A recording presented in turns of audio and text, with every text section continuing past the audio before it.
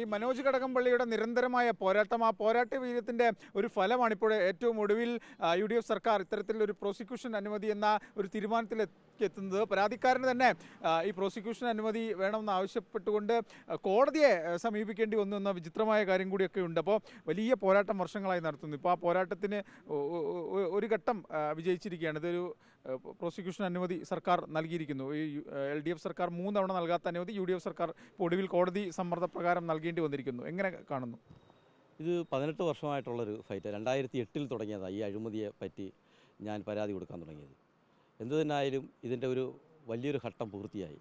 അതിന് എനിക്ക് ആദ്യം നന്ദി പറയാനുള്ളത് ഈ രാജ്യത്തെ കോടതികളോടും രണ്ടാമത് മാധ്യമപ്രവർത്തകരോടാണ്. ഇവർ രണ്ടുപേരും ഇല്ലായിരുന്നെങ്കിൽ ഈ കേസ് എങ്ങും എത്തത്തില്ല എന്ന് വിചാരിക്കുന്ന ഒരാളാണ്. ഇപ്പോഴും അതിന് പ്രോസിക്യൂഷൻ അനുമതി എത്തുമെന്ന് എനിക്ക് വിശ്വാസമില്ല. പിന്നെ സംസ്ഥാനത്തുണ്ടായ ഭരണമാറ്റവും ഇതിനൊരു വലിയൊരു ഘടകമാണ്. പ്രോസിക്യൂഷൻ അനുമതി കൊടുക്കണമെന്ന് കോൺഗ്രസിൽ തന്നെ പല നേതാക്കന്മാരും മുഖ്യമന്ത്രിയോട് ആവശ്യപ്പെട്ടുവെന്നാണ് ഞാൻ അറിയുന്നത്. ഇത് നേരത്തെയും തന്നെ കോൺഗ്രസിലെ നേതാക്കന്മാർക്ക് ഈ അഴിമതിയെക്കുറിച്ച് ശക്തമായ നടപടി വേണമെന്നുള്ള അഭിപ്രായമുണ്ടായിരുന്നു. കൊടിക്കുന്നിൽ സുരേഷ് ഉൾപ്പെടെയുള്ള നേതാക്കന്മാർ അത് ആവശ്യപ്പെട്ടിരുന്നതുമാണ്. എന്തു തന്നെയായാലും 18 വർഷത്തെ പോരാട്ടത്തിൻ്റെ ഒരു വിജയമാണ് എനിക്ക് ഇന്നലെ സർക്കാരിൻ്റെ തീരുമാനത്തിലൂടെ ഉണ്ടായത്. എന്തു തന്നെയായാലും ഇന്ന് കോടതിയിൽ വരുന്നു.